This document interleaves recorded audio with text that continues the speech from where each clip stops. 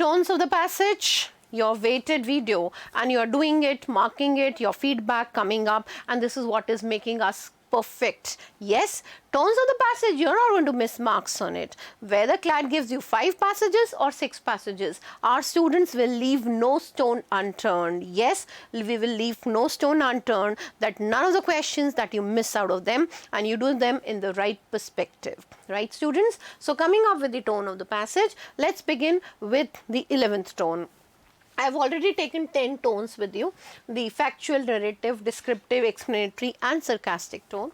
I have taken further in the next class, that is ironical, satirical, argumentative, critical and analytical tone, and I turn to the next tone, that is evaluating.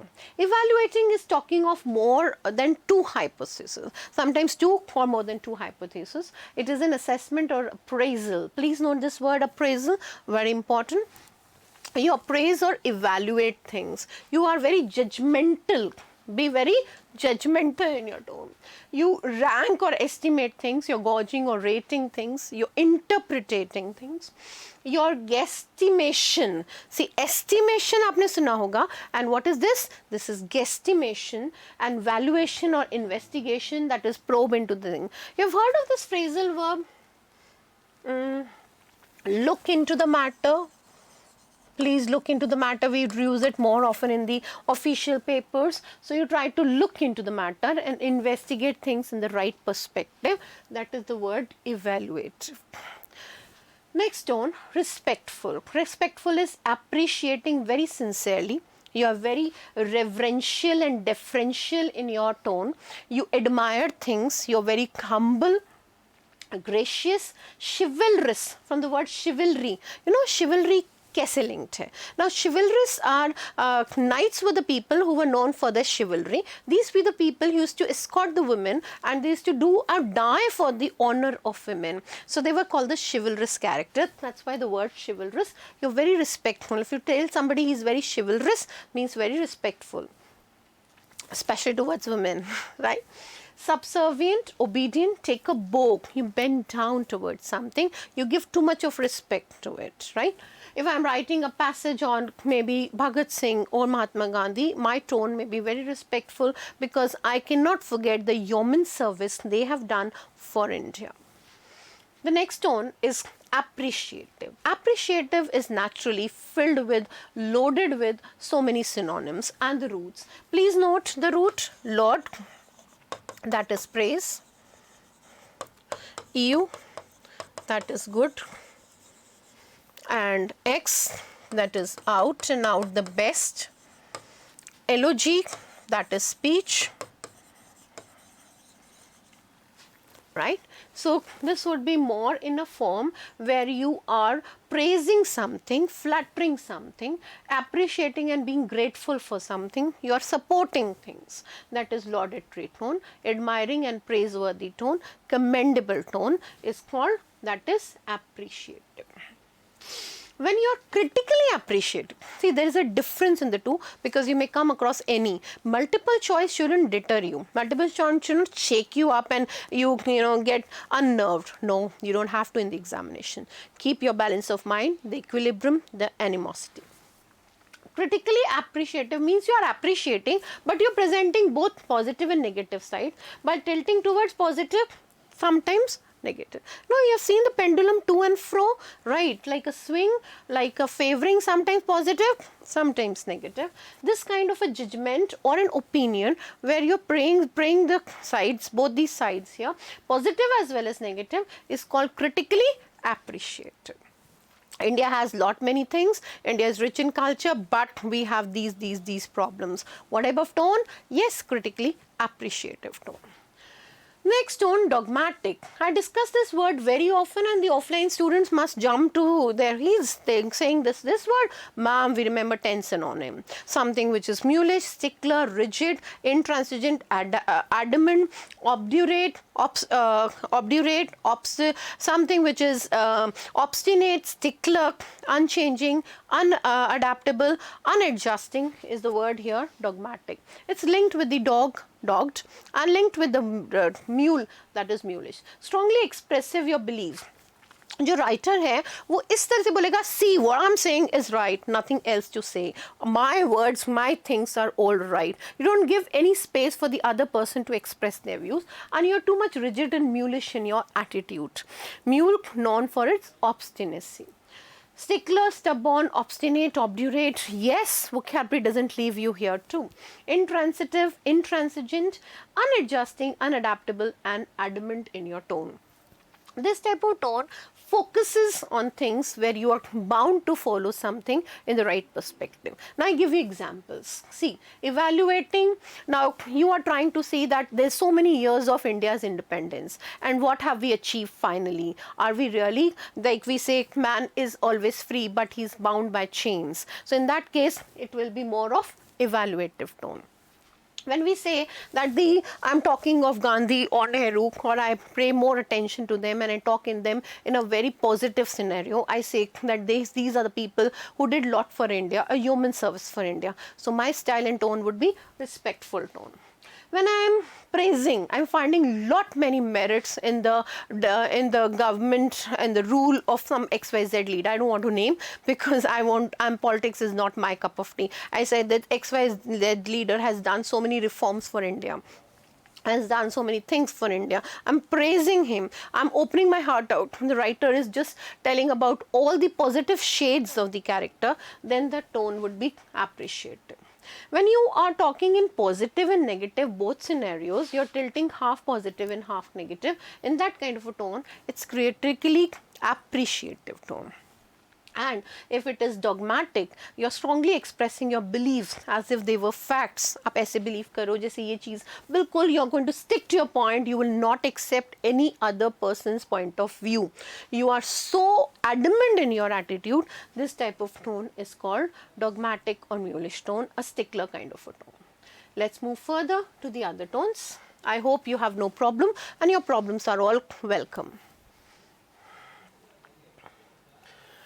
The next tone, it has come in the CLAT paper too quite recently, expository. Let me explain you what is actually expository from the literal sense of the term. The word expository is linked with the three words here. This is a basic diagram which a literary person would explain you in literature. The beginning of anything is called exposition. It is called beginning. It is called intro. When the character is introduced, what is the problem, where do they land on, and then there is a climax. This is usually in drama story, and the ending part, that is called catastrophe. Right? Every story, drama, fiction, novel, carries these three parts: beginning, middle, and end. This is the beginning of a thing. When you're just given a beginning of something, but you're not given the end of it, you're not given a summary, complete summary of something, just an intro part of it, that is called expository. Intended to explain or describe something, its purpose is serving to explain, explicate you indicate or elucidate something, illustrative, denoting, indicate. But please note the difference, it is not a summary.